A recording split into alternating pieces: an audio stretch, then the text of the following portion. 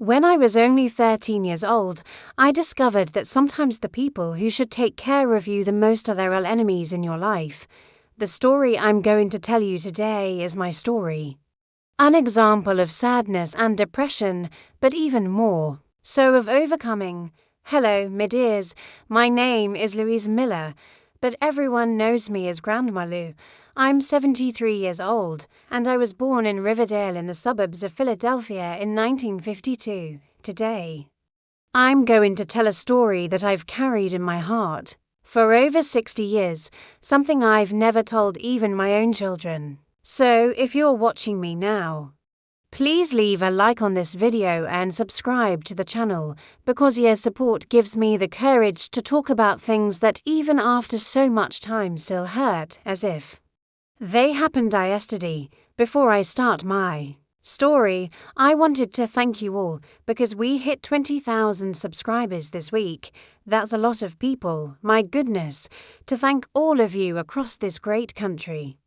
We're going to give away $200 at the end of month. To participate, just be subscribed to Grandparents' Tales, hit the notification bell, like this video, and comment where you're watching from. It could be from Oregon, it could be from South Carolina, it could be from New Hampshire, it could even be from outside the US. I want to get to know all of you. Well, my story begins in 1965 when I was 13 years old. We were a simple family living in a small 3-bedroom house in Riverdale. My father, George, worked as a truck driver, making deliveries throughout Pennsylvania. He was gone for days, sometimes entire weeks. My mother, Corny, was a seamstress undress, talking in clothes from the wealthy ladies in town to wash and iron. Our house always had clothes lines full, sheets swaying in the wind. I was the 4th child, the only girl after 3 boys. Anthony was 19, Joseph 17, and Robert 15. In my father's mind, having a daughter after 3 boys was a blessing from God. He called me his little princess, kept candy in his shirt pocket to give me when he came back from trips, carried me in his arms until I was 11, even though I was already getting big. When he was home, I felt like the most protected person in the world. But my father was home less and less. The trips were getting longer, the deliveries more distant. Sometimes he'd be on the road for 20 days. And it was during one of these long absences that everything started to change. It was March 1965. The heat was still strong in Pennsylvania. My mother had gone to deliver clothes to a client and left me at home with my brothers. Take care of house, Louise. She said before leaving, your brothers will be here. Ask them for help if you need anything. That afternoon, I was washing dishes in the kitchen sink when I felt someone behind me. It was Anthony, the oldest. He came close to close, in a way he had never done before. Louise, you're becoming a young lady. You know, he said with a different voice that gave me chills down my spine. I tried to move away, but he grabbed my arm. What are you doing, Tony? I asked. Frightened, let me go. I'm finishing the dishes, that's. When Joseph entered the kitchen, I thought he would argue with Anthony, defend me, but the smile on his face told me otherwise. They had planned something. I could feel it. Robert appeared shortly after, leaning on Theodore's frame with a look I had never seen before. Mom won't be back until tonight, said Joseph. Nobody will know what happened in that kitchen that afternoon is something that still makes me nauseous to remember. They were my brothers, the people who should protect me, defend me. But that day they were my executioners, the 3 of them together planned as if I were an animal, a thing, not their sister. When it was over, Robert, the youngest, who was only 15 years old, said something that haunts me to this day. If you tell anyone, nobody will believe you. They'll say you're a liar, that you wanted it. I stayed lying on the kitchen floor for almost an hour after they left. I couldn't get up. I couldn't stop crying. When I finally managed to move, I went straight to the bathroom. I showered until the water ran out. scrubbing my skin until it was red as if I could clean away what had happened when my mother wived. Pretending everything was fine was the hardest thing I'd ever done in my life. Is everything okay, Louise? She asked, noticing my swollen eyes. Yes, Mom, just a little headache. That night, I licked my bedroom door and pushed the dresser against it, but it didn't help. The next morning, when my mother went to the market, they came back. Anthony broke down the door with a push that threw the dresser aside. No use locking yourself in, silly, he said, with Joseph and Robert right behind him. This house is ours, too. And so began me personal hell every time my mother left. Every absence of my father was a sentence. They took turns. One would watch if anyone was coming while the others I can't even complete the sentence. The abuse became more frequent, more violent. They knew exactly when they could act. They knew me mother's routine better than she did. They knew that on Tuesdays and Thursdays she would deliver clothes and then stay chatting with the neighbours in the late afternoon. They knew that on Saturdays she went to the market and took at least 2 hours. And they knew that my father would only return after many days on the road. I began to change from a cheerful, talkative girl. I became a shadow. I stopped eating properly, lost weight. Always had dark circles under my eyes. At school, my grades plummeted. I, who had always been a good student, began to get low grades, to miss classes. What's happening to you, Louise? My teacher asked one day. You've always been so diligent. I wanted so badly to tell the truth at that moment, but Robert's words echoed in my head, nobody will believe you, and I myself began to doubt what was happening. Had I done something to provoke it? Was it my fault? I tortured myself with these questions every day, at home. I started dressing differently. I wore baggy, ugly clothes, trying to hide myself, make myself invisible. I cut my hair short, stopped smiling, did everything I could to not draw attention, but nothing worked. Things only got worse. One day, after a particularly violent abuse, Joseph held me by the arms while Anthony approached my face. If you try to tell Dad when he gets back, we'll say you came on to us. That you've been teasing the boys at school, too, that you're no good. Who do you think he'll believe? His 3 sons or the girl who's been acting all strange? Their manipulation was cruel. Calculated. They knew exactly what to say to keep me silent, to make me feel guilty. They even started making up stories for my mother, saying they had seen me talking to older boys on the corner. Louise is getting flirty, Mom. Anthony would say at the dinner table the other day, I saw her chatting with a guy who already works. My mother would look at me suspiciously, worried. Is that true, girl? No, Mom, I swear it's not. She's lying. Joseph would insist.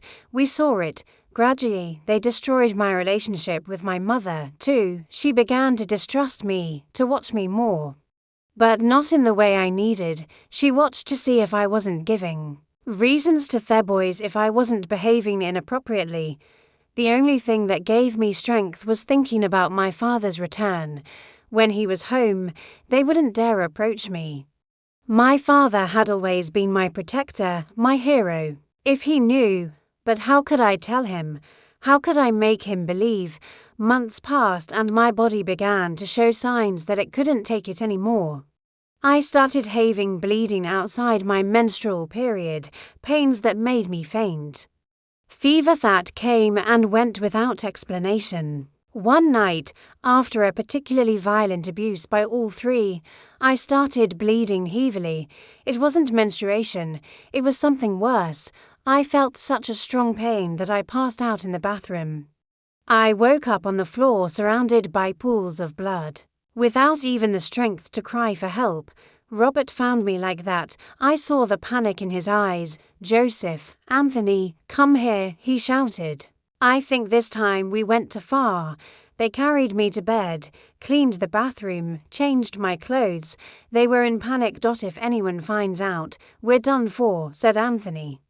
We'll say she fell down the back stairs. They left me in the room still bleeding. But the pain was unbearable. But I didn't even have the strength to cry any more. I just prayed, asking God to take me away from there in any way, that night. By a miracle I can only be thankful for to this day, my father came home early from his trip. He was supposed to arrive on the next day, but managed to finish his work ahead of schedule. I remember him coming into the room in the dark to give him a goodnight kiss, as he always did when he returned from a trip. I remember him turning on the light when he realized something was wrong. "Louise, daughter, wake up," he called, shaking. Gently, his hand touched the sheet wet with blood. "My God, what happened here? Corny, come here right now." I opened my eyes with difficulty and saw me father, my hero. With his eyes full of tears and terror, I tried to smile. Tried to say I was happy he was back, but I could only whisper, "Dad, help me." And that was the last thing I said before passing out again, the desperation in my father's voice calling my mother. The chaos that took over the house, the journey to the hospital, all of these are confused parts in my memory. But I clearly remember the look in my brother's eyes when they took me out of the house, carried in my father's arms, a look of pure terror. Not for my health, but for what would come next. They knew that this time there would be no way to hide it. I arrived at St. Helena Hospital almost lifeless. My blood pressure was very low. I had lost a lot of blood. I heard the doctors' voices, as if they were very far away, saying things I didn't quite understand. But one phrase was etched in my memory forever. "This girl has been a victim of continued and violent sexual abuse. We need to call the police."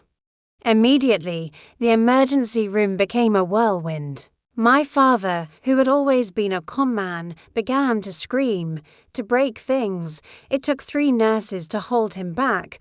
I had never seen my father like that. "Who did this to my daughter? Who?" He shouted with a desperation that broke my heart. My mother cried in a corner in a state of shock, rocking back and forth like a frightened child. It seemed like she couldn't process what was happening, while the doctors rushed to stabilize him. A social worker entered the room. She was a young woman with kind eyes and a calm voice. She approached my bed and held my hand. "Louise, my name is Margaret. I'm here to help you.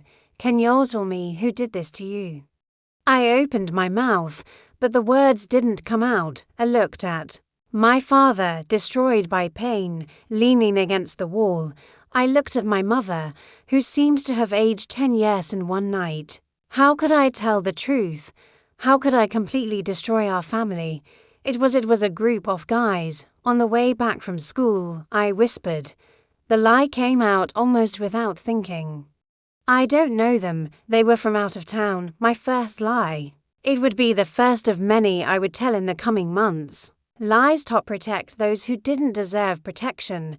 Lies that would corrode me from the inside like acid. I spent a week in the hospital. I had to have emergency surgery.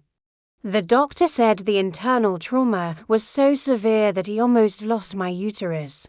At 13 years old, I might never be able to have children. They warned my parents. During that week, I didn't see my brothers even once. My father and mother took turns by my side day and night. My father held my hand while I slept, and when I woke up, he was there with deep, dark circles and an unshaven beard. "I'll find who did this, princess," he promised. "Even if I have to turn this whole town upside down." The police came several times. They asked the same questions, and I gave the same vague answers. I didn't know how to describe the attackers. I didn't know where they were from. I wasn't sure of anything. The officers exchanged suspicious looks. They knew I was hiding something. "Daughter, you need to help us," said a gay-haired detective. "If you don't tell the truth, these men could do the same to other girls." That tormented me, thinking that my own brothers could hurt other girls, but at the same time, how could I destroy my family? How could I make my father lose not only his daughter, but also his 3 sons. The night before I was discharged, I had an unexpected visit. My mother had gone home to shower, and my father went to buy something to eat at the hospital cafeteria. I was alone in the room for almost an hour. The door opened slowly and Robert entered. My oldest brother, only 2 years older than me, was unrecognizable, thin, pale, with deep dark circles. He seemed to have aged years in just 1 week. My first impulse was to scream, but he raised his hands in surrender. "Louise, please, I just came to say that he began to cry, something I had never seen him do before, that I'm so sorry, really sorry." I remained silent, observing this boy who had participated in my torment, now reduced to tears in front of me. Anthony and Joseph said if I didn't participate, they would beat me up, that I wasn't a real man. I didn't want to. I swear I didn't want to. "Go away," was all I could say before Dad comes back. He's suspicious of us, you know. He's asked several times where we were that day. He's asking the neighbors if they saw anything strange. Anthony is in panic. I didn't answer. Part of me wanted my father to discover everything for justice to be done, but another part knew that this would destroy our family forever. "You didn't say anything, did you?" Robert asked, nervous. "If you talk, go away," I repeated more firmly. "I don't want to hear threats." "It's not a threat," he said, approaching the door. "It's just that you know how Dad is. If he finds out, he'll kill us, literally," and he left before I could answer. I stared at the closed door, tears streaming down my face, because the worst part was that he was right. My father, always so calm and loving, had a limit, and that limit was my safety. I returned home on a Sunday afternoon. My father had cleaned and arranged my room, bought a new bedspread, even painted the walls a light yellow that I had always liked. "So, you feel like you're in a new place," he explained. "A fresh start." A new sturdy lock had been installed on the door. My father solemnly handed me the key. "No one enters here without your permission. No one." The first days at home were strange. My brothers hardly appeared when I was in the common rooms. They left early and returned late, avoiding meeting me or my father. My mother tried to act normally. As if everything would go back to what it was before, she prepared my favorite foods, combed my hair like when I was little, tried to make me smile. But there was something broken between us, something I didn't know if it would ever be fixed. "Daughter, you need to eat," she insisted, seeing that I barely touched the food. "You need to regain your strength." But how to explain that each bite was an immense effort, that I didn't feel hunger, didn't feel anything but a huge emptiness? My father extended his leave from work. He said he wouldn't go back on the road until I was completely recovered and until the bandits were caught. He spent days at the police station talking with investigators, offering rewards, making posters with vague description I gave of the imaginary attackers. At night, he would sit on the edge of my bed and hold my hand until I fell asleep. "Nothing bad will happen to you again, princess," he promised. Never again. But the harm was already done. And it lived under the same roof. The nightmares started. Almost immediately, I would wake up screaming in the middle of the night, cold, sweating, reliving every moment of horror. My father would come running, hug me, try to calm me down. Sometimes I would get so agitated that I needed to take the medications the doctor prescribed. "They're just dreams, daughter," he would say, wiping my tears. "They can't hurt you." But they weren't just dreams, they were memories. Memories that would haunt me for decades. At school, things weren't better. Although no one officially knew what had happened to me, rumors spread like wildfire. Small towns have big ears and even bigger mouths. Look at the girl who was attacked. They whispered in the corridors when I returned to classes almost a month later. They say it was men from out of town, a whole gang. Some people treated me as if I had a contagious disease. others with a pity so deep that it was almost worse. My friends didn't know how to act around them, what to say, how to behave. I began to isolate myself more and more. I spent the breaks alone, sitting under a tree in the yard, away from the looks and whispers. My grades, which were already bad, got even worse. The teachers tried to be understanding, but I could see the frustration in their eyes. Louise was a promising student. I heard the principal comment to my teacher as I passed by her office. "It's a shame all this happened. Will she be able to recover?" At home, the tension was palpable. My father continued his crusade to find the culprits, increasingly frustrated with the lack of progress. My mother tried to keep the peace, always walking on tiptoes, as if fearing that any noise could break our already shattered family even more. My brothers developed different strategies. Anthony, the oldest, and their leader, acted as if nothing had happened. Sometimes he even tried to be kind to me, offered help with homework, asked if I wanted to watch television. "I'm worried about you, sis," he would say with a falseness that made me nauseous. "We have to stick together in this difficult time." Joseph, the middle one, opted for total distance. He spent more time out of the house, got a job at a mechanic's shop, came home just to sleep when we were forced to be in the same environment. Like at dinner, he didn't raise his eyes from his plate, didn't say a word to me. Robert, the youngest, seemed to be as destroyed as I was. He was visibly losing weight, had nightmares like mine, jumped when Simeon touched him unexpectedly. Several times I caught him observing me from afar with eyes full of remorse and fear. One night about 3 months after the hospital, I heard a violent argument in my parents' bedroom. My father rarely raised his voice, so I was immediately alert. "There's something wrong with this whole story. Corny," he shouted. "Can't you see? These boys are acting very strangely. What are you insinuating?" "George," my mother responded, her voice trembling. "For God's sake, they're your sons, and she is my daughter too. Look at her. Corny, look at what they did to a girl. She doesn't sleep, doesn't eat, doesn't smile anymore.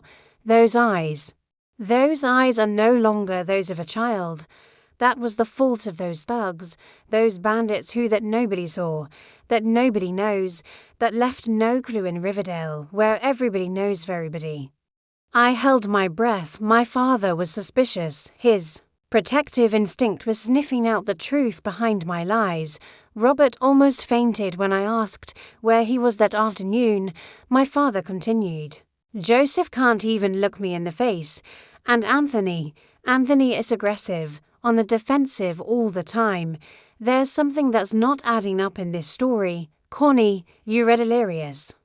My mother insisted, but her voice betrayed her uncertainty. "It's the tiredness, the worry. You haven't slept properly in months. I'm going to discover the truth." My father started with a determination that made me tremble, one way or another. I closed my bedroom door and cried silently until I fell asleep. The truth was approaching like a storm on the horizon, and when it arrived, it would sweep everything in its path. It was a Tuesday in June 1966, almost 4 months after my trip to the hospital. That day began like any other in this new somber routine we had established. My father left early to go to the police station, as he did almost every day. My mother was in the backyard hanging clothes on the clothesline. I was in the living room trying to concentrate on a math lesson that I couldn't understand. Anthony entered the room without making a sound when I realized he was already sitting next to me on the sofa. I felt my entire body freeze with fear. "We need to talk, Louise," he said with that falsely gentle voice he had adopted in the last few months. "This situation can't continue like this." I got up immediately, ready to run, but he held me arm. "Calm down. I'm not going to hurt you," he said, but his grip said otherwise. "I just want you to understand something.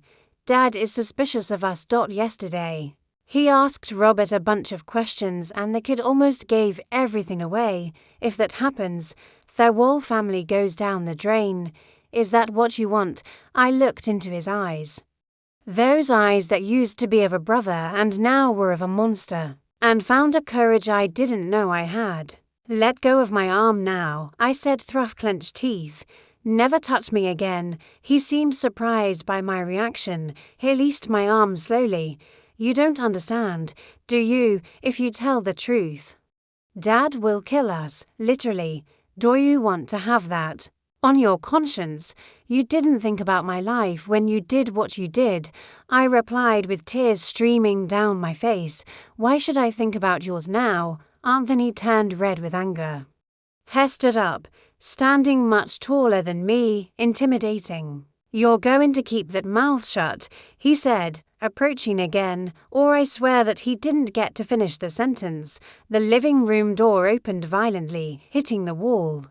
My father was standing there holding a folder of documents, his face white as paper. "Get away from my daughter," he said in a voice I didn't recognize, low, controlled, but loaded with a fury had never seen before. Anthony took 2 steps back, raising his hands. "Dad, it's not what you're thinking." My father threw the folder on the center table, papers scattered across the floor. I recognized the hospital letterhead. "I just got back from the hospital," my father said, still in that controlled and terrible voice. "I went to get copies of Louise's exams. I wanted to send them to a specialist in Philadelphia." He picked up one of the papers from the floor and held it as if it were something poisonous. "Do you know what it says here, Anthony?" The doctor documented your sister's injuries in detail. And do you know what else he wrote? That these injuries were consistent with repeated abuse over a long period. It wasn't a single attack, as Louise said. It was months. My father turned to me with tears in his eyes. "Why did you lie, daughter? Why did you protect who did this to you?" I opened my mouth but couldn't speak. The words were stuck in my throat. Suffocated by months of fear and shame. "Dad, she's confused." Anthony tried to intervene. The doctors themselves said that trauma can affect memory. "Shut up," my father roared, finally losing control. "I heard the end of your conversation. You're going to keep that mouth shut." "What does she need to keep secret, Anthony? What?" At that moment, the kitchen door opened and Joseph entered. He stopped as soon as he saw the scene in the living room. Like an animal caught in the sights of Erroful.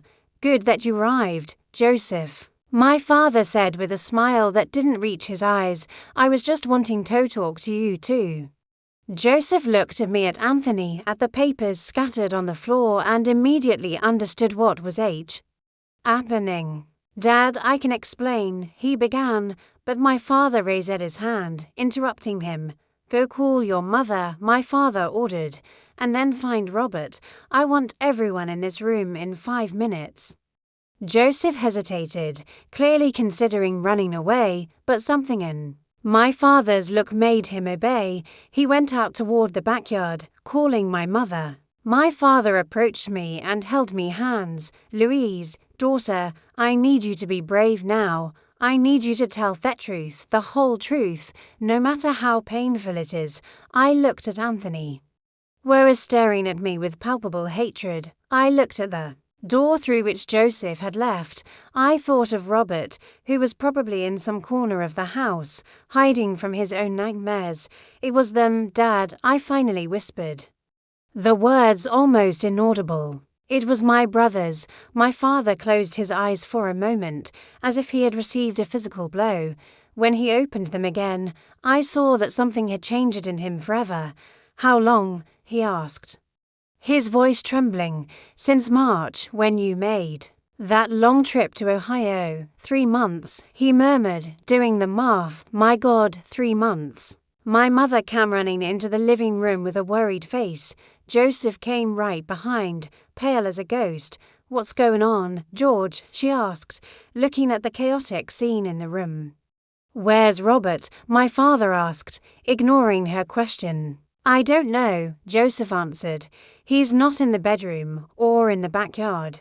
"It doesn't matter," my father said, standing up. Louise just told me the truth about who really hurt her." My mother put her hand to her mouth, her eyes wide with horror. She knew, deep down, maybe she always knew. "It's not true," Anthony said, trying to keep his composure. "She's confused, traumatized, she's making this up." "Yes, it is true," I said with a strength I didn't know I had. "All three of you, since March." Every time Mom left, my mother fell to her knees. On the floor, sobbing, Joseph leaned against the wall as if his legs could no longer support him. Anthony remained standing, defiant, but his face had lost all color. What happened next was like an explosion in slow motion. My father, always so, calm and contained, transformed into a force of nature, headvanced on Anthony with a roar that seemed to come from the depths of the earth. The first punch caught my brother by surprise, throwing him against the bookshelf. "George, no," my mother screamed, trying to get up. But it was too late. Years of contained anger, months of impotent frustration, the revelation of the deepest betrayal, everything exploded at that moment. My father lifted Anthony by the collar and continued beating him, while shouting things I never thought I would hear from him. Joseph tried to intervene, pulling my father back, but ended up taking a blow that threw him to the floor. My mother was screaming. I was screaming. The living room had turned into a battlefield when the neighbors arrived, attracted by the commotion. They found my father being held by 3 men. Anthony bleeding on the floor, Joseph leaning against the wall with a broken nose, and my mother trying to protect me in a corner of the room. "He's gone crazy," someone said. "Call the police." Minutes later, police cars filled our street. Officers entered the house, separating everyone. One of them, who knew my father from the time he spent at the police station, tried to calm him down. "George, for God's sake, what happened here?" They, my own sons, my father couldn't complete the sentence, choked by anger and pain. It was I who spoke, with surprising clarity. I told everything to the police, every detail, every abuse, every threat. It was as if a dam had broken inside me, and the truth flowed uncontrollably. The police listened in silence, their faces hardening with each word. When I finished, one of them turned to Anthony and Joseph. "You're under arrest." And Robert, a younger officer, asked, was he also involved? "Also," I confirmed with tears in my eyes. But he was forced by the others. They threatened to beat him if he didn't participate. At that moment, as if he had been summoned, Robert appeared at the door of the living room. He had heard everything, hiding in some corner. His face was soaked with tears, his eyes red from crying so much. "It's true," he said, his voice choked. "I was part of it. I deserved to be arrested, too." My father, who was being attended to by a paramedic, looked at Robert with a mixture of contempt and pity. "You are no longer my son," he said simply. "None of you are." Anthony and Joseph were taken handcuffed to the police car. Robert was placed in another without handcuffs, but equally under arrest. Before getting into the car, he looked at me one last time. "Forgive me, Louise," he said, so low that I almost didn't hear. "I know I don't deserve it, but forgive me." I didn't answer. There was no forgiveness inside me at that moment. Just an immense emptiness, as if something vital had been torn from my chest. In the weeks that followed, our family became the main topic of the town. The local newspapers reported the case with sensationalist headlines: "Abusive brothers arrested." In Riverdale, "Father discovers family horror and turns violent." "Family destroyed by terrible secret." The trial was quick by the standards of the time. There was medical evidence, my testimony, Robert's confession. Anthony and Joseph were sentenced to 12 years in prison each. Robert, being a minor and having confessed spontaneously, got a lighter sentence. 6 years in a juvenile reformatory. My father was never the same again. The gentle, smiling man I knew disappeared that June afternoon. In his place remained a shell, a man broken by guilt and anger. He couldn't look me in the eyes without crying. Couldn't talk about what happened without his hands shaking. I should have noticed. He repeated like a mantra. I should have stayed home more, should have paid more attention. I failed you, princess. My mother fell into deep depression. She spent days in bed, not eating, not talking, when she finally began to get up again. It was as if she had aged 20 years. Her hair turned completely white in a matter of months. How didn't I notice? She tortured herself. How does a mother not notice something like this? Our house, once full of voices and movement, became a mausoleum. My brother's bedrooms were locked, their things stored in boxes in the attic. We never mentioned their names out loud again, as if they were a curse. At school, the situation became unbearable. Everyone knew what had happened. Some looked at me with pity, others with morbid curiosity, as if I were a circus attraction. The whispers followed me through the corridors. It's her, the girl who was abused by her own brothers. They say the father almost killed the sons when he found out. The whole family went crazy from what I heard. I couldn't take it. After 2 weeks trying to face those looks and whispers, I begged my parents to change my school. But my father had a different idea. Let's leave this place, he said. One night during a silent dinner, there's nothing for us in this town, just bad memories. In August 1966, we left Riverdale behind. My father requested a transfer at the transport company, and we went to New Hope, almost 250 meters away, a town where nobody knew us. Where we wouldn't be the family of that rebel case, we left behind the house. The furniture, the photographs, almost everything that could remind us of Thepist. We started from scratch in a small apartment downtown near the Delaware River, but as I painfully discovered, no matter how far you run, some things you carry inside you, like invisible chains that never completely come loose, the first months in New Hope were like living in a protective bubble. I, who had always lived in a small, flat town like Riverdale, now found myself surrounded by hills, historic buildings, and a fog that covered everything on cold mornings. It was as if we had ended up in another century, in another world. We began a new life in August 1966. I had just turned 14. My father got a steady job in the transportation company office without having to travel. For the first time since I can remember, he would be present every day. My mother found a small job at a bakery near our home making pastries. It was less than she was used to as a seamstress, but it kept her busy away from dark thoughts. They enrolled me in a Catholic school, St. Mary's Academy. There, nobody knew my past, nobody knew me story. To everyone, I was just the new girl. A little quiet, a little sad, but just another teenager adapting to a change. We have the chance to start over. Princess, my father would say as walked the cobblestone streets on weekends. Here, nobody knows us, nobody knows what we went through. But I knew, my body knew, my mind knew. The scars were still there, some visible, most invisible to others' eyes. The nightmares didn't stop with the change of town. Almost every night, I would wake up screaming, cold, sweating, feeling hands that didn't exist touching me. My father would always run to my room, hug me until I stopped shaking, sometimes staying all night sitting in a chair beside my bed.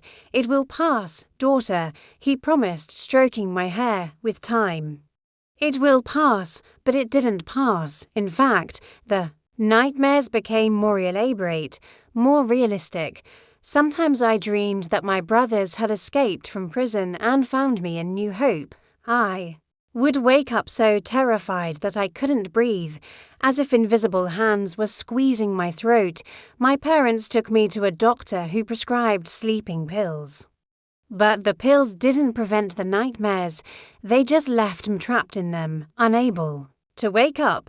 After a few even worse nights, I stopped taking them. At the new school, I tried to adapt. The nuns were strict but fair. The other girls tried to approach me. Curious about the student transferred in the middle of the school year, but I built walls around myself, invisible but impenetrable. You never talk about your old town, a classmate named Teresa commented one day during recess. Do you miss it? No, I answered dryly. I don't miss anything from there. What about your friends? Your family? I don't want to talk about it. Soon they gave up trying to get information out of me. I became known as the weird one, the unfriendly one, the one with no friends, and I preferred it that way. Friendship meant trust, and I didn't know how to trust anymore at home. My parents tried to rebuild some normality. My mother decorated the small apartment with flowers, colourful curtains, small objects she bought at the market. My father brought books, chocolates, anything he thought might make me smile. But there was a ghost between us, or rather 3 ghosts. We never talked about my brothers, never mentioned their names. It was as if they had died, as if they had never existed.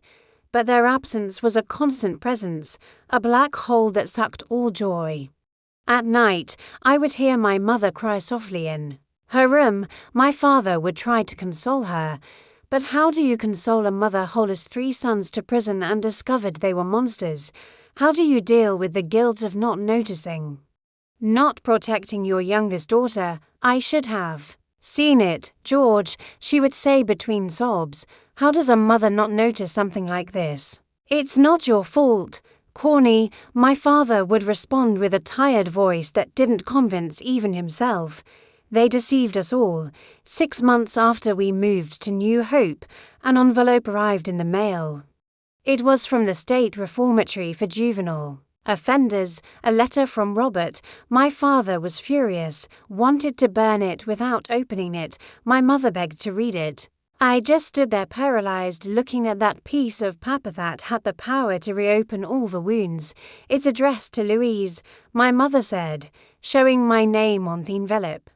She has the right to decide. My father looked at me, his eyes full, often in anger. You don't need to read this, princess. You don't need to let them back into your life. I took the envelope with trembling hands. I didn't know what I wanted to do. Part of me wanted to tear it into 1,000 pieces.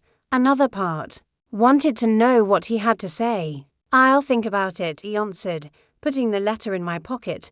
I don't know yet. I carried that letter with me for weeks, in my room, on walks around town. Sometimes I forgot it was there. Other times it was all I could think about. What could Robert say that would change anything? What words could heal what he and the others had broken? On a Sunday afternoon, alone in my room while my parents had gone to Mass, I finally had the courage. I opened the envelope carefully, as if it might contain something dangerous. The handwriting was small and cramped, covering for entire pages. I began to read, my heart racing. Dear Louise, I don't even know where to start. Maybe by saying that I don't expect your forgiveness. I know I don't deserve it. What we did to you wasn't forgivable. I wake up every day in this place with the same question. How could I do something so horrible to my own sister? I won't make excuses. I won't say it was just Anthony and Joseph's fault that they forced me. Yes, they pressured me. They threatened me, but I had a choice. I could have said no. I could have told Mom, Dad, someone. I could have protected you as a brother should. Instead, I became your tormentor, part of your nightmare. I'm doing therapy here, the psychologist says. I need to understand why I did what I did to never repeat. He says I have a chance to rebuild my life when I get out of here. But first, I need to fully recognize the harm I caused, and you do recognize it, Louise. Every day, every night, every moment you suffer it because of us. I carry this with me like a weight that never goes away. I'm not asking you to answer me. I'm not asking to return to your life. I just wanted you to know that I'm deeply sorry and that, if I could go back in time, I would have been the brother you deserved. If Samedi, many years from now, you feel you can give me the chance to ask for forgiveness in person, I'll be waiting. But I understand if that day never comes. I hope you're managing to rebuild your life away from here. I hope that one day you find peace with sincere remorse. Robert, when I finished reading, I realized I was crying. They weren't tears of sadness or anger, but something different, something I couldn't name, a confused mixture of emotions that left me exhausted. I put the letter in a drawer and never answered, but I didn't destroy it either. Somehow those words written on paper were an acknowledgement of what had happened, a confirmation that it hadn't been a nightmare, that I wasn't crazy. The months passed, turning into years. I adapted to life in New Hope, towed slower pace too. The traditions of that historic town, at school, I remained isolated, but gradually some classmates broke through my barriers. They didn't become close friends, but they were acceptable company. One of them, Martha, the pharmacist's daughter, was the first person I trusted with a bit of my story. I didn't tell her everything, obviously, just that I had gone through something very difficult in the other town, and that's why we moved. It must have been horrible. She said without pressing for details. It was, he answered, surprised by my own sincerity, but I'm trying to move forward.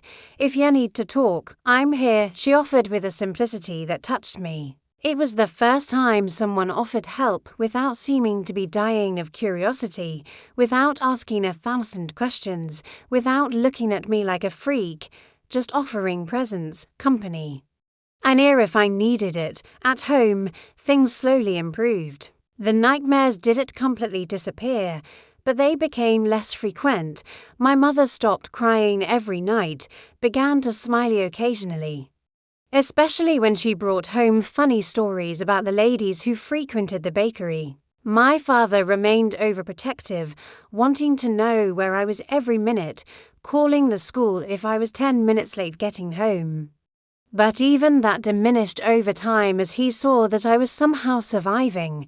In 1968, 2 years after our move, something unexpected happened. A letter arrived, this time from the state penitentiary. It was from Anthony. Unlike Robert's letter, this one was short, almost abrupt. Louise, I know you'll probably tear this up without reading it. I know you hate me, and you're right. What we did has no excuse. I'm writing because I heard that Robert sent you a letter. He's trying to play the remorseful one, the good guy, but don't believe him. He participated in everything of his own free will. I'm not asking for forgiveness. I just wanted you to know that I'm paying for what I did, here in prison. When they find out why you're in, your life becomes hell. Not even the worst criminals respect someone who does what we did.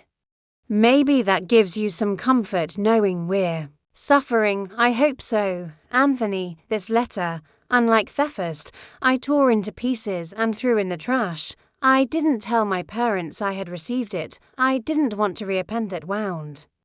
Didn't want to see the look of pain in their eyes, Anoni's. Words haunted me for days, not out of remorse or pity for him, but because they confirmed something I had always suspected. Robert wasn't just a victim of circumstances. He had chosen to participate, as Anthony said. A few weeks later, a third letter arrived from Joseph. I didn't even open it. I threw it directly into the fire, watching the paper be consumed by the flames, wishing me memories could be destroyed with the same ease. In 1970, when I turned 18, a difficult decision presented itself. Robert had served his sentence and would be released. He didn't know where we were, but he could find out if he wanted to. The possibility of a reunion, even an accidental one, terrified me. Do we need to move again? I asked my parents during dinner. What if he comes looking for us? My father, who didn't know about the letters, was surprised by my sudden concern. He doesn't know where we are, princess, and even if he found out, I would never let him get near you. But you won't be with me all the time. I argued, what if I run into him on the street? What if he shows up at school? My mother, who was quieter than usual, finally spoke. Maybe it's time to face these fears. Daughter, we can't run forever. I was shocked. My mother, who had plunged into depression after discovering what happened, now talked about facing it, about not running. What do you mean, Mom? I mean that life goes on. Robert served his sentence. You're growing up. You'll be going to college soon. We can't live in fear forever. My father looked at her as if she had gone crazy. Are you defending that monster? No, she answered firmly. I would never defend what they did. But Robert was the youngest. He was influenced by the others. Maybe what? My father interrupted, his voice rising. Maybe we should invite him to dinner. Pretend nothing happened, George. That's not what I'm saying, and you know it. I just think that living with so much hatred, so much fear isn't getting us anywhere. Look at us, we pretend we're a normal family, but we're not. We're stuck in that day, in that living room forever. That was the first time I saw my parents argue. Seriously, since the discovery of the abuse, it was as if a floodgate had broken, releasing years of repressed feelings. Would you lose your son? My mother continued crying now. Would you never see Robert again? Not even to hear what he has to say. He's no longer my son, my father answered. But his voice had lost its conviction. None of them are, I observed. That discussion in silence, feeling something strange grow inside me. It wasn't forgiveness. It would never be forgiveness, but maybe it was acceptance. The acceptance that what happened was part of my story and thatching wouldn't change that. I don't want to see Robert, I finally said, interrupting their argument. I'm not ready for that, and maybe I never will be. But I also don't want to run again. This is our home now, our life. My parents looked at me surprised by my firmness. I realized that for the first time since the abuse, I was making a decision about my own life. Not just accepting what they decided for me. I'm afraid, I admitted, but I don't want that fear to control every step I take for the rest of my life. My father stood up and hugged me strongly like when I was little. You're the bravest person I know, Princess, he said, his voice breaking, much braver than me. That night marked a turning point in our family. It wasn't a magical cure. Vesca's remained, the nightmares still appeared occasionally. The painful memories sometimes emerged out of no hair, but something had fundamentally changed. For the first time since everything happened, I felt that I could have a future that wasn't completely defined by my past. In 1971, I was accepted to the College of Education in Philadelphia. I was going to move, live in a dorm with other students, start an independent life. My parents were proud, but also terrified. Are you sure you're ready? Daughter, my mother asked while helping me pack. Philadelphia is a big, dangerous city. I'm ready, Mom, he answered, surprising myself with the certainty in my voice. I can't let fear prevent me from living. That night, on the eve of my departure, I had a different dream. It wasn't a nightmare like the many that had tormented me. For years, it was a dream of liberation. I dreamed that I was in an open field under an infinite blue sky and that I could run without stopping, with nothing holding me back.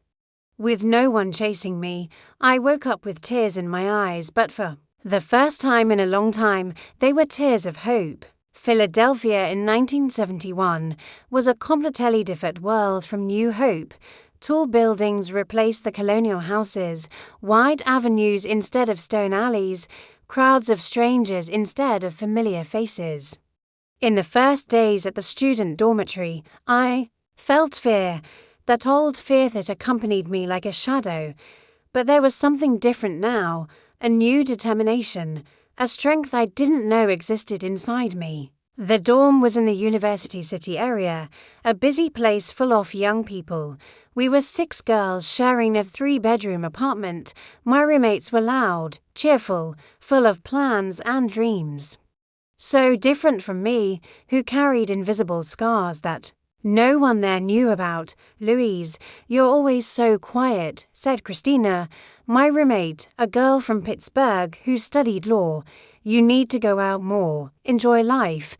Gradually, I opened up. Not about my past that remained a secret kept under 7 keys, but about my tastes, my opinions, my dreams for the future.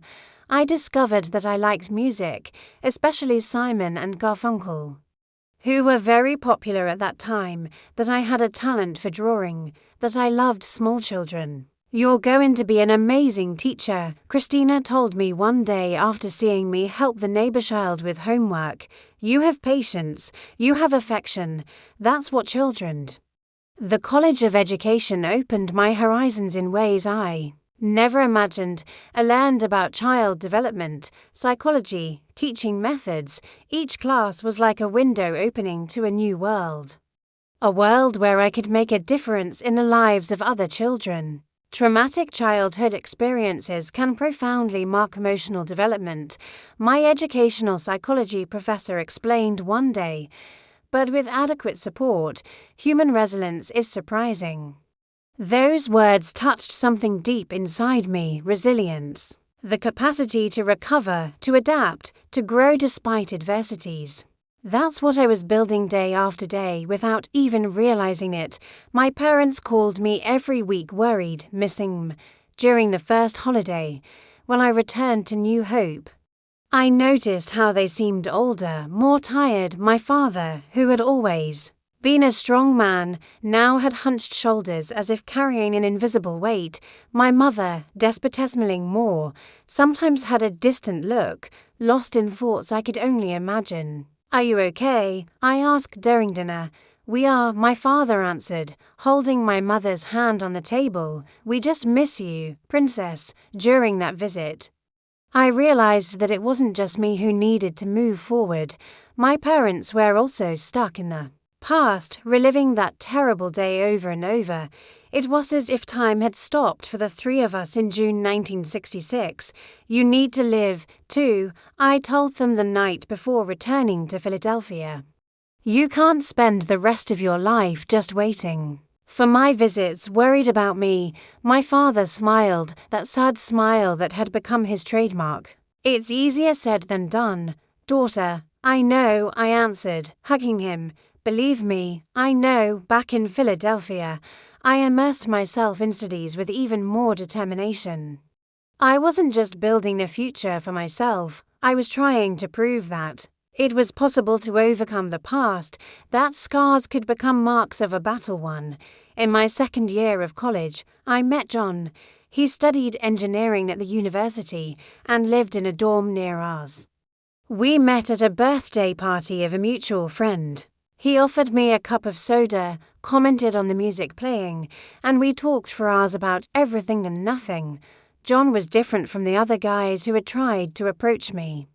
He wasn't insistent, didn't try to impress me. He had a calmness, a natural gentleness that made me feel safe around him. "Can I call you sometime?" he asked when the party was ending. I hesitated. Relationships weren't part of my plans. The idea of intimacy, of trusting someone to that extent, terrified me. "Just to talk," he added, noticing my hesitation. "No pressure." I nodded, feeling a mix of fear and a new emotion I couldn't name. John called 3 days later, and the following week and the next. Our conversations were simple about books, movies, classes, their future. He never asked about my past. Never forced topics that made me uncomfortable. On our first date alone, we went to the movies to see Love Story, which was a hit at the time. When he tried to hold my hand in the dark, I reacted instinctively, moving away as if I had received an electric shock. "Sorry," he murmured without insisting.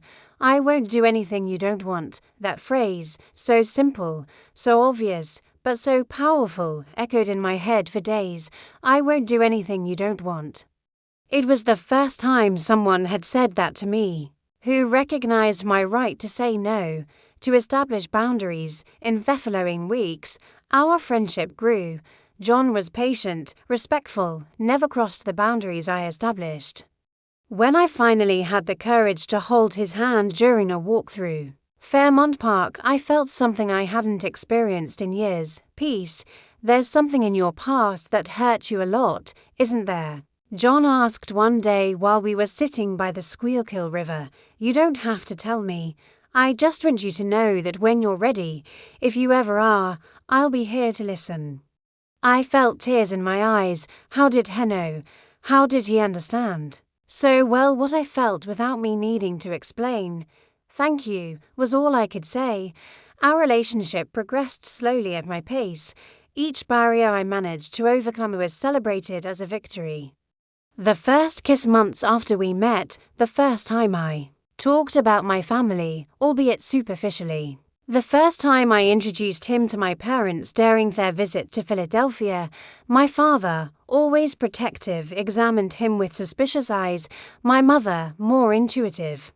Immediately noticed that John was special. He has good eyes, she told me later when we were alone, eyes of someone who respects. In 1974, in my last year of college, I received news that shook my world again. Anthony and Joseph had been released for good behavior after serving just over half of their sentences. The letter informing me about this came from my former lawyer in Riverdale, who thought I should know. They don't know where you are, he should me in the letter, and they've been forbidden from trying to make contact, even so. The fear came back with full force. What if they looked for me? What if they wanted revenge for having been imprisoned? For days, I couldn't sleep. Started having nightmares again. Began to see dangers in every shadow. John noticed something was wrong, but didn't pressure me. He just was there offering silent support, respecting my space. It was at this moment that I made a decision that would change my life forever. I was tired of running, tired of allowing fear to control my existence. If I really wanted to move forward, I needed to face my demons once and for all. I need to tell you something, I said to John one night, sitting in the small apartment he had rented after graduating, about my past, about why I am the way I am. He held my hand, his eyes full of understanding. Only if you want to, Louise. It doesn't have to be today. It doesn't have to be there if it's too painful. But I needed to. For the first time, I told the whole story. From the first day in the kitchen of my house in Riverdale to my father's discovery, my brother's imprisonment, our escape to new hope. I spoke without stopping, the words coming out like a torrent dammed up for years. John listened in silence, holding my hands, silent tears streaming down his face when I finished, emotionally and physically exhausted. He hugged me with such gentleness that I started crying gagging. You're the strongest person I've ever met, he said simply, and I love you.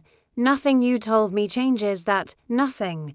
That night marked the true beginning of my healing, sharing my story. My darkest secret, and being accepted, loved despite it, or perhaps even more because of it, was liberating in a way I never imagined possible. In the following weeks, with John's support, I made another difficult decision to confront my brothers, not in person. I wasn't ready for that yet, but through letters, 3 letters. 4 of them, to Robert, I wrote about how his participation in the abuse, even being the youngest, even claiming to have been coerced, deeply hurt me. I told him how I spent years trying to understand how my own brother, whom I loved and trusted, could be part of something so horrible. I don't hate you anymore, I wrote at the end. But I can't completely forgive you either. What I can do is wish you find peace, rebuild your life, never cause pain to anyone again. To Joseph, my middle brother, always distant, always cold. I wrote about the anger I felt for years. How he, who should have protected me as an older brother, chose to join Anthony in the abuse. I hope the time in prison made you reflect, I wrote. I hope you understand the gravity of what you did. I don't want to see you again. I don't want to have contact, but I want you to know that I won't live in fear of you anymore. The letter to Anthony, Thelida, the instigator, was the hardest. For days, I stared at the blank paper, unable to find words that expressed the depth of my pain, my anger, my contempt. You stole my childhood. I ended up writing, You stole my innocence, my trust, my ability to feel safe. For years, you controlled my life through fear. But that ends now. I'm not afraid of you anymore. You have no more power over me. I sent all 3 letters on the same day without expecting a response, without wanting a response. It was a symbolic act, a declaration of independence. From that moment on, I would no longer be defined as a victim of my brothers. I would be defined by my own choices, my own path. In December 1974, I graduated in education. My parents were in the audience. Proud smiles on their aged faces. John was by my side, clapping louder than everyone when I received my diploma. 2 weeks later, he proposed to me. I don't have much to offer besides my love, he said, showing me a simple ring. But I promise to take care of you, respect your boundaries, build a life where you feel safe and loved. I hesitated. Not for lack of love. I loved John more than I imagined. It was possible to love someone, but out of fear of not being able to be a complete wife, fear that my scars were too deep. What if I never can? You know, I murmured, embarrassed. What if the trauma is too strong? John smiled, that gentle smile that won me over from the beginning. Louise, marriage isn't just about that. It's companionship. It's friendship. It's building something together. The rest comes when it comes, if it comes, and if it doesn't come, we'll still have all that. We got married in March 1975 in a simple ceremony and new hope. It was a sunny day, scented with cherry blossoms. My father walked me down the aisle, tears in his eyes. You deserve all the happiness in the world, princess, he whispered. Every day I thank God that you survived. That you became this incredible woman. Our married life began in a small apartment in Philadelphia. John worked at a construction company. I got a job as a teacher at an elementary school. We were young, in love, full of dreams. Physical intimacy was a challenge, as we expected. There were nights of tears, of painful memories resurfacing, of panic. But John never pressured me, never showed frustration. He waited patiently, loving the way I could accept. In 1976, I discovered I was pregnant. It was a mix of joy and terror. The doctors had said I might never be able to have children due to the damage caused by the abuse, and part of me feared not knowing how to be a mother. How to protect a child when my own childhood had been so violated. We'll manage, John assured me, holding my hand as we looked at the first ultrasound together. Mary was born in January 1977, a healthy girl with her father's eyes, and they said, my smile, holding her in my arms for the first time, was like a miracle, so small, so perfect. So trusting of the world, with no idea of the evil that could exist. I'll protect you, I promised, kissing her soft forehead always. Being a mother healed me in ways I never imagined possible. Seeing Mary grow, completely trusting me, showed me that I could be strong, that I could protect, that I could love without reservations. When Peter was born in 1980, and then Anna in 1983, our family was complete. My parents aged, seeing the grandchildren grow, finding in the little ones a joy I thought they would never see again. My father especially seemed to revive through them, playing, telling stories, being the loving grandfather he was always destined to be. In 1985, I received an unexpected letter. It was from Robert. I didn't open it immediately, left it on the kitchen table for days, unsure what to do. Finally, on a quiet Sunday, while their children played in the backyard and John read the newspaper, I took courage. Dear Louise, I received your letter years ago and understood your position. I didn't expect a response, nor am I expecting one now. I just wanted you to know that your letter changed my life. Your words, harsh but fair, made me truly see their harm. I caused in the last few years. I've rebuilt my life. I finished my studies, got a stable job, met a good woman who knows about my past, and still accepted me. I do therapy regularly and work as a volunteer at an institution that helps children who are victims of abuse. I'm not asking to return to your life. I know that's impossible. I just wanted you to know that your words had an impact, that they didn't fall on deaf ears, and that I wish from the bottom of my heart that you have found the peace and happiness you deserve. If one day you want to respond to know more about my life now, I'll be happy. But I perfectly understand if you prefer this to be the last communication between us, with affection and sincere remorse. Robert, I showed the letter to John, horrid. It in silence. What do you want to do? He asked simply. I thought for a long time. The wounded girl inside me wanted to tear up the letter, ignore that Robert existed. But the woman I had become, teacher, wife, mother, could see something beyond anger. I think I'll respond. I finally decided not to resume contact, not to completely forgive.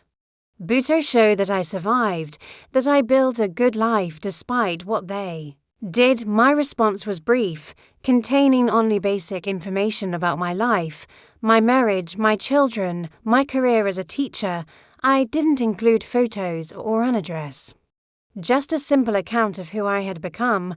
I'm glad you found a path to redemption. I wrote at the end, that's most I can say right now. I never received news from Anthony or Joseph. Years later, I learned from an acquaintance from Riverdale that Anthony had died in a bar fight in 1990 and that Joseph had moved to the West Coast, losing contact with everyone. Robert responded once, thanking me for writing, saying he was married and expecting his first child. I didn't respond this time, and he respected my silence. Life continued its course. My children grew up strong and secure without knowing about my dark past. My father passed away in 1992 in peace, knowing I was well. My mother followed him 2 years later, passing away in her sleep, as if she didn't want to stay without him any longer. John and I grew old together, watching our children graduate, marry, give us grandchildren. The love between us, which began so hesitantly, grew and transformed into something deep and unshakable.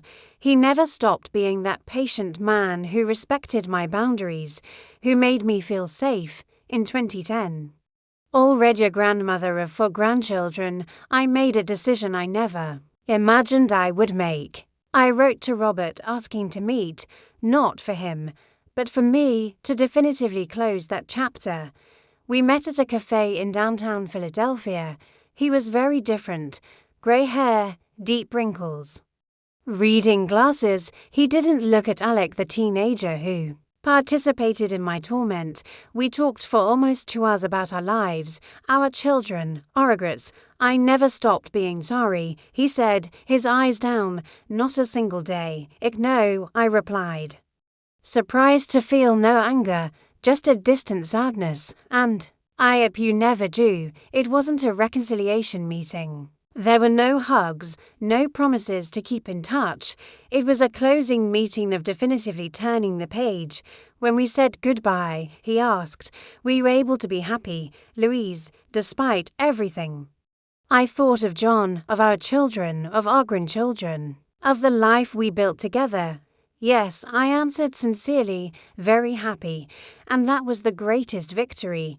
Not having allowed those months of horror to define my entire existence, having chosen life, love, happiness despite the scars. Today, at 73, I look back and see a difficult path, but one that was worth traveling. I'm a grandmother of 7 wonderful grandchildren, a retired teacher who helped hundreds of children, a woman who learned that the worst wounds can heal if we give them time and care.